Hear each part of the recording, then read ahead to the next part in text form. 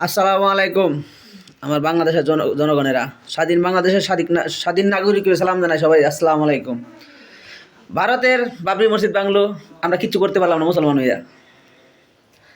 আজকে আমাদের বাংলাদেশের টাইগার ও সুপারস্টার মুস্তাফিজুর রহমানকে আইপিএল থেকে বাদ করে দিল, তাও আমরা কিছু করতে পারি না। আমরা খালি দুই চোখটা চায়া দেখতে পারি আর দুই কানটা শুনতে পারি আর আঙুল চুষতে পারি। আমাদের কিচ্ছু করার অধিকার নাই। আমরা কীরকম মানুষ আর কীরকম মুসলমান, আমাদের মসজিদ বেঙ্গালা হিন্দুরা সব কিছু কইরা ফেলতে পারে। হিন্দু করতে আমরা কিছু করতেও পারি না। আমরা কীরকম মুসলমান আর মুসলিম, আমাদের মসজিদের উপরে আঘাত করিয়া মসজিদ তছনছ করে দিল, আমরা কিছু করতে পারলাম না।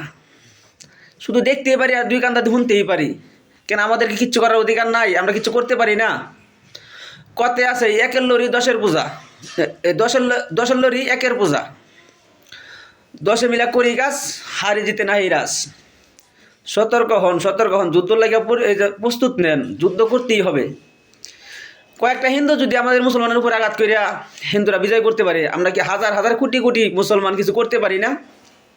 আমাদের কিচ্ছু করার অধিকার নাই।